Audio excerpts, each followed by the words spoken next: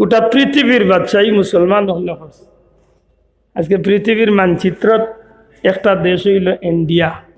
পৃথিবীর মানচিত্রত একটাই দেশ ইন্ডিয়া, অথচ ইন্ডিয়ার আইস্তনে কিছুদিন আগর খবর লক্ষা গোটা ইন্ডিয়াটারে কয়েকশো বছর শাসন করছে মুসলমান। এবার ছাত্র বন্ধু হল যদি বুঝো না জানো না, জেনারেল শিক্ষিত মানুষের জিকাও, ইসলামী শিক্ষা শিক্ষিত এরা গেছে তো ভাই ভাই, জেনারেল শিক্ষিত এরা জিকাও ভারতের ইতিহাস হাত লইয়া দেখ। আইজ সোনালী স্মৃতি লইয়া ভারতের জমিন মুসলমান হলোর ঐতিহ্য মাথা খাড়া করিয়া খাড়া হইতাস। সুবহানাল্লাহ। আমি অদম গুনাগার ভারতের কয়েক হাজার বর্গ কিলোমিটার এরিয়া আমি ঘুরছি, কয়েক হাজার কিলোমিটার জায়গা আল্লাহ আমার ঘুরাইছে। ভারতের সারাটা দেশ ঘুরলে আপনি ভাইবা গোটা ভারতরে এত দামি করিয়া পৃথিবীর মানচিত্রতে এত সম্মানী করিয়া যদি থাকে, সারাটা ভারত দামি হয়েছে একমাত্র মুসলমান হলোর ঐতিহ্যের হার। আমার কথা বিশ্বাস হয়? কোন জ্ঞানী ভাই এন্তরে জিকাও, পৃথিবীর মাঝে খোঁজে কয়েকটা আশ্চর্যান্বিত জিনিস আছে। পৃথিবীর মাঝে কয়েকটা আশ্চর্য জিনিস আছে, এর মাঝে একটা আশ্চর্য জিনিস হইল আগ্রার তাজমহল। গেছলাম একদিন? না, যাইতা নাই, এমনি খালি পিকনিক করার যাই। আগ্রার তাজমহল পৃথিবীর মাঝে বর্তমানে 7 নম্বর, এক সময় আসিল 4 নম্বর আশ্চর্য জিনিস। মাত বুঝরানি ওই সময় বাদশাহ শাহজাহান সাহেব তান বিবি তান ওয়াইফ আল্লাহর বান্দির মমতাজ মহল্লার স্মৃতির উদ্দেশ্যে এটা এইখানটি স্মৃতি বানাইছে। আপনি এরিয়াটা যাওয়ার বাদে আপনি তব নিজে বাদিয়া কয়েক শত বছর হয়ে গেছে, কিন্তু এখন পর্যন্ত গিয়ালে চোখটা নিয়ে এত সুন্দর জিনিস। সুবহানাল্লাহ। সারা পৃথিবীর মুসলমানের পক্ষ তো নেউদি একজন ইন্ডিয়ান রে বা ইন্ডিয়ার প্রেসিডেন্ট যদি আপনি জিজ্ঞেন বলে, হে ইন্ডিয়ার প্রেসিডেন্ট, তোমার আগ্রার তাজমহলটা ভাইয়া তুমি যে এত সম্মানী হইলা, তুমি কইতে পারো তাজমহলটারে কোন জিনিসে এত সম্মানী করছে? মনে হয় ইন্ডিয়ার প্রেসিডেন্টও কইতে পারতো না, কইব বিল্ডিং সুন্দরের দা সম্মানী। আমি আবদুল্লাহ দে কইব আমার নিজের চোখে আমি কয়েকবার দেখিয়া হইয়া সারা তাজমহল যদি সবচেয়ে বেশি সম্মানী করিয়া থাকে, সবচেয়ে বেশি আকর্ষণীয় করিয়া তুলে, আগ্রার তাজমহল সবচেয়ে বেশি সম্মানী করছে আমার পবিত্র কুরআন শরীফ। বড় করে কইতে গেছি, কারণ আপনি এখন নেটো আমাইয়া তাজমহল বার করিয়া দেখো কা, তাজমহলের যে মেইন বিল্ডিং এর 4টা দরজার মাঝে, দরজার উপরে কুরআন শরীফের যে নকশাটা, সুবহানাল্লাহ সুবহানাল্লাহি ওয়া বিহামদি, এত আশ্চর্যান্বিত আর মতো বিষয়। মমতাজ আর বাদশাহ শাহজাহান সাহেবের কবরের চতুর্দিকে উপরে কুরআন শরীফের নকশা করা। আজ পৃথিবীর সব ধর্মের মানুষ এই তাজমহল দেখার লাগি কোটি কোটি টাকা ডেইলি ভারতের সরকারের মানুষের টাকা পয়সা দিয়া ভারতে দেখে আসে।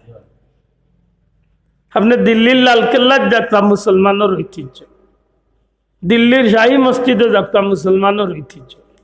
দিল্লির জামে মসজিদ পৃথিবীর একটা আলোচিত মসজিদ, যে মসজিদের মাঝে আমি হতবাগারে আল্লাহ দেখানির এক সুযোগ করিয়া দিছিল।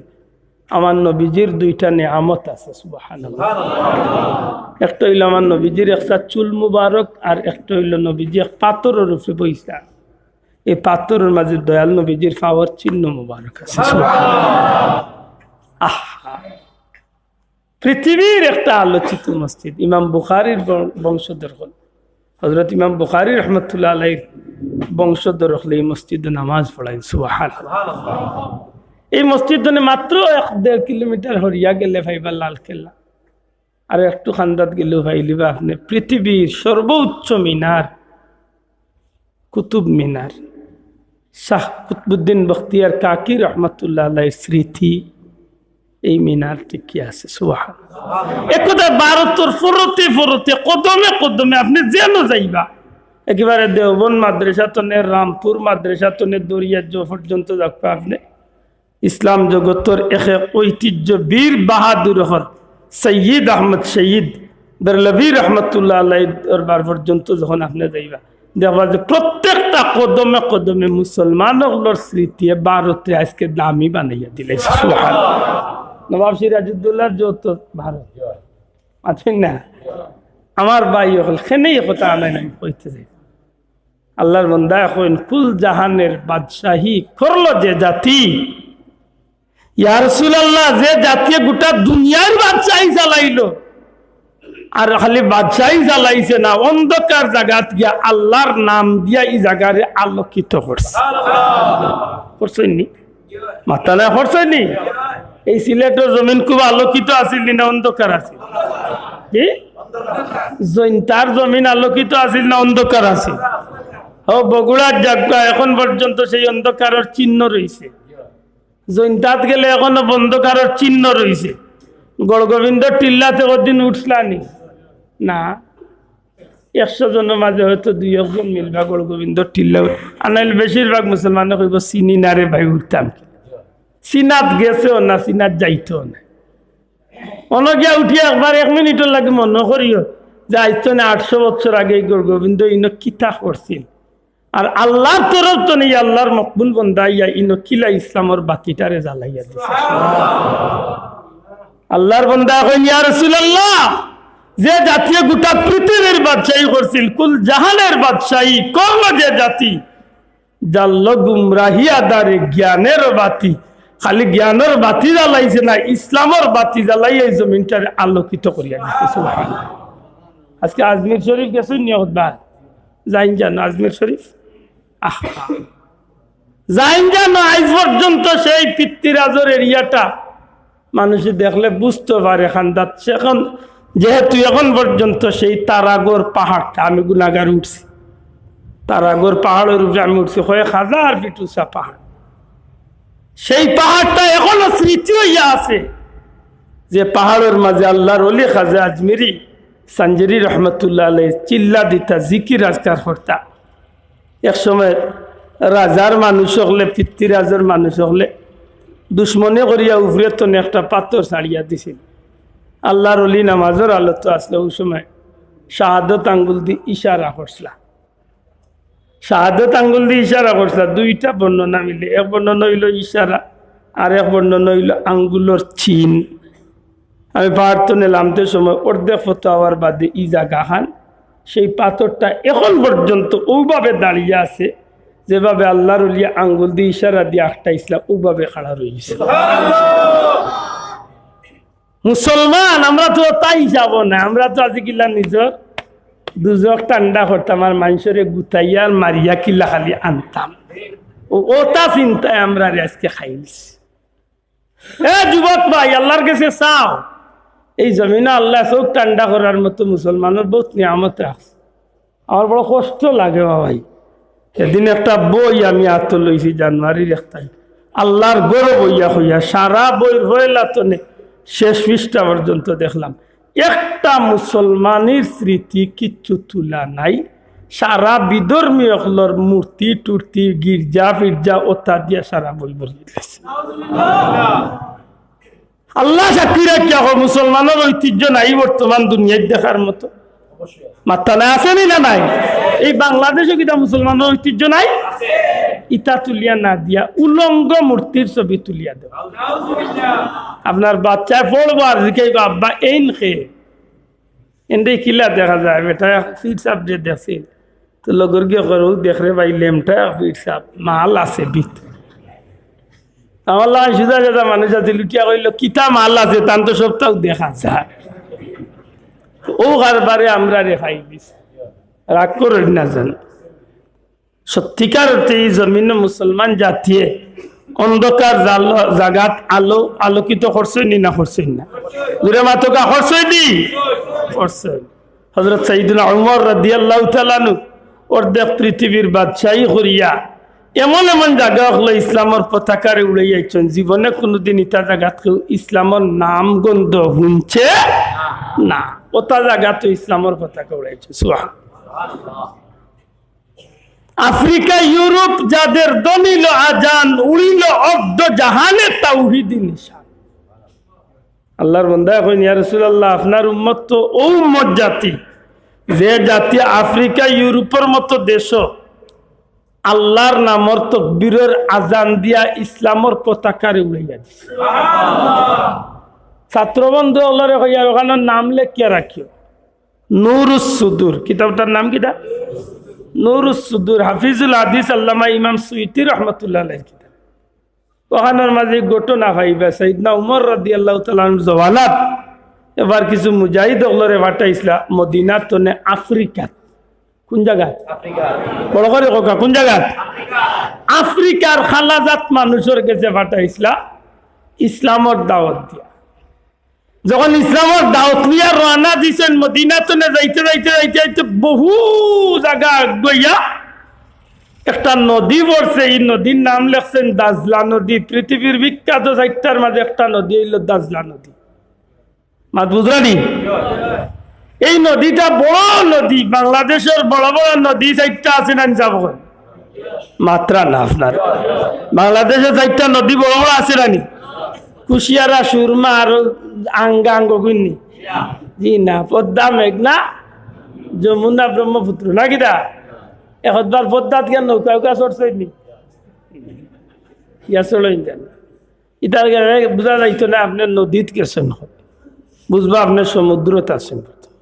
নদীর ওপার ওপার অনেক সময় দেখা যায় লঞ্চ চড়েন যান, মাঝে মধ্যে বরিশাল যদি যাওয়া পড়ে লঞ্চ চড়েন। পৃথিবীর বিখ্যাত 4টা নদীর মাঝে একটা নদী হইল দাজলা নদী, বিশাল নদী, এর মাঝে বড় বড় ঢেউ। মুজাহিদ হলে সেনাপতির এখন সাব অত দূর তো আইলাম, যাইতাম আমরা আফ্রিকার হু খালা দেশ, খালা জাতর মানুষের গেছে গিয়া দিনের দাওয়াত দিতাম। মদিনা শরীফ তলে 100 কিলোমিটার জায়গা আইলাম, কিন্তু ইকান যাইতাম কিলা? আমরা তো গুড়া, আমরা উঠ আর নাইলে খালিফাও মাতই না। মরুভূমির মানুষে কিতা সাঁতার কাটা চিনেন তো? 100 জনের মাঝে 99 জনেও সাঁতার কাটা চিনেন।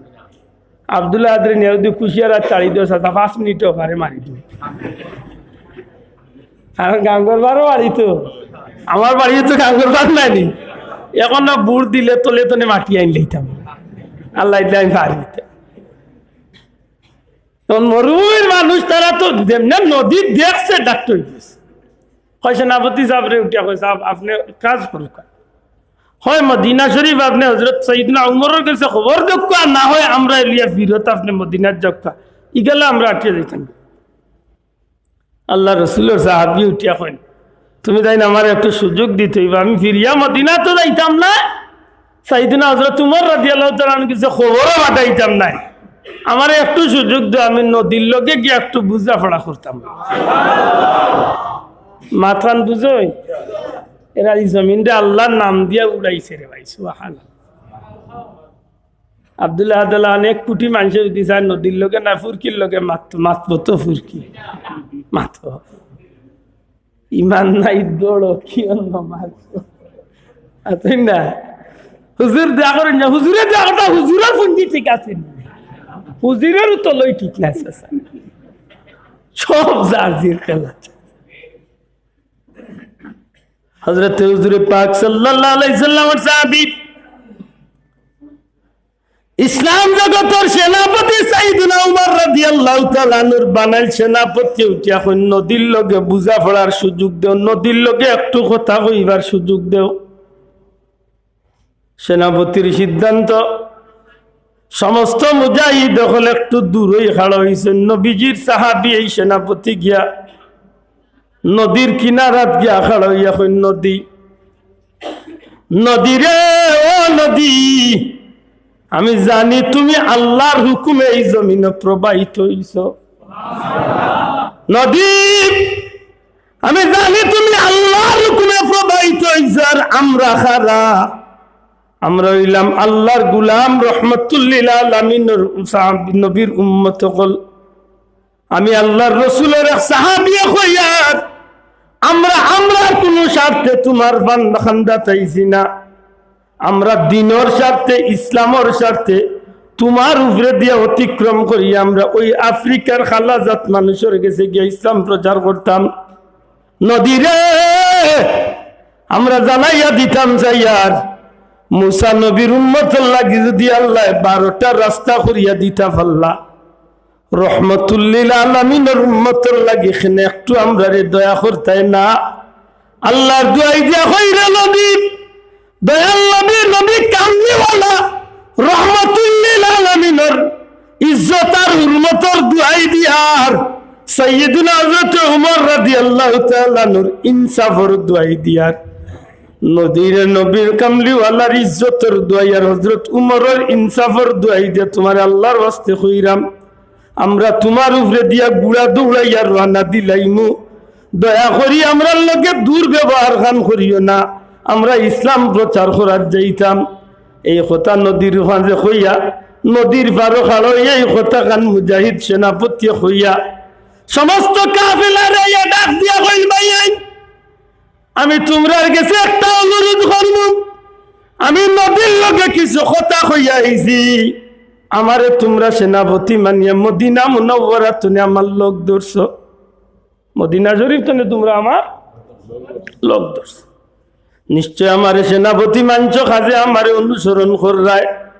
আমি তোমরার কাছে অনুরোধ রাখি, প্রথমে আমি আমার গুড়াটারে নদীর মাঝে ছাড়িয়া দিমু, যদি দেখো যে আমার গুড়াটা নিরাপদে পার হইতে আছে, আগুয়াইতে আছে, তোমরা আমারে অনুসরণ করিও। আর যদি দেখো যে আমার গুড়াটা নদীর পানির মাঝে ডুবি আমি মারা যাই, গুড়া মারা গেছে বা কোনো বিপদ দেয়, তাইলে তোমরা আমার অনুসরণ করার দরকার নাই, তোমরা জান বাঁচাইয়া উঠি যাইও। আল্লাহর গোলাম হলরে আল্লাহর হাবিবের পক্ষের সেনাপতি, ইসলামের সেনাপতি যখন এই ঘোষণাটা দেন, সমস্ত মুজাহিদ হল অবাক হয়ে গেছে, কিন্তু উপায় নাই, সেনাপতির অনুসরণ করতেই হইব। আল্লাহর হাবিবের আশিক সাহাবী যখন গুড়াটারে সমুদ্রের উপরে নদীর উপরে ছাড়িয়া দিলেন, চলন্ত গুড়া যখন নদীর উপরে, চলন্ত নদীর উপরে দিয়া যখন গুড়াটারে ছাড়িয়া দেন, সাথে সাথে দেখা যায় আল্লাহর হাবিবের আশিক হলো তান অনুসরণ করিয়া গুড়ারে পিছনে ছাড়িয়া দিছেন। কয়েক মিনিটের ভিতরে বিশাল নদীর ঢেউর মাঝে গুড়াগুলা বইতে শুরু করছে। এক পর্যায়ে যখন আস্তে আস্তে তারা নদী পার হইতে যায়, কিতাবের মাঝে লেখেন নদী পার হইয়া যখন শুকনার মাঝে গিয়া গুড়ার কাফেলাটা উঠে, কসম করি কইন আল্লাহর কসম, একটা গুড়ার হাঁটু পর্যন্ত পানির মাঝেও ডুবছে না। সমস্ত কাফেলা যখন নদীর উপরে গিয়া উঠে যায়, মুজাহিদ সেনাপতি এখন যে তোমরা আমি জিকাইতাম যাইয়ার, আল্লাহর দোয়াই দিয়া কইও, আল্লাহর দোয়াই দিয়া তোমরা রে কইয়া, তোমরা আমার সত্য কথা খান কইও, তোমরার কেউর কোনো জাতর কোনো ক্ষতি হইছে নি, কেউর কোনো জাতর কোনো অসুবিধা হইছে নি? সমস্ত মুজাহিদ হলে কইসাব কোনো অসুবিধা হইছে না। একজন মুজাহিদে উঠিয়া কইল, আল্লাহ রসুলের সাহাবী, অগ ইসলামের সেনাপতি, যখন গুড়াটা নদীর মাঝে ঢেউর মাঝে ফালাই ফালাই আগবানি শুরু করছে, ওই সময় আমার একটা পানি পাত্র, গ্লাস হোক বা যে কোনো জিনিস হোক, একটা পানি পাত্র যেগুদি আমি পানি খাই অথবা খাদ্য খাই কইরা যে একটা পাত্র পড়ে গেছে গুড়ার ফালর লগইয়া, গুড়ার তনে আমার একটা পানি পাত্র নদীর ঢেউর মাঝে গুড়া দৌড়িছে, আর গুড়াটা ফালাই ফালাই আগাইছে পড়ে গেছে। আল্লাহর বান্দা এখন আল্লাহ জাত সাক্ষী রাখিয়া কো, হাসা হইরা না মিশা হইরা, এন কইল আমি আল্লাহর জাত সাক্ষী রাখিয়া কইয়ার নদীর মাঝে আমার পানি পাত্রটা পড়ে গেছে। মুজাহিদ সেনাপতি গুড়া চলে নামিয়া নদীর কিনারা তাইয়া নদীর মুখে চেহারা দিয়া হইলে নদী রহমতুল লিল আলামিনের ইজ্জতের দুয়াই দিয়া হইয়ার, হযরত উমরের ইনসাফের দুয়াই দিয়া হইয়ার, ইসলামের এক খাদিমের পানি পাত্রটা তোমার মাঝে পড়ে গেছে, জুলুম করিও না। আল্লাহর হাবিবের ইজ্জতে তুমি আল্লাহর হুকুমে তার পাত্রটারে ফিরাইয়া দিলাও, যেমনে খালি কথা খান নদীর মাঝে ছাড়িয়া দিছেন, কয়েক মিনিটের ভিতরে নদীর নিচে তলে পানি পাত্রটা বাসি বাসি আল্লাহর হাবিবর সাহাবীরা তো আইয়া পৌঁছি যা। এই ছিল সেই মুসলমান হলর অতীত জিন্দেগি, এরা আল্লাহর উপরে ভরসা করিয়া জমিন চল।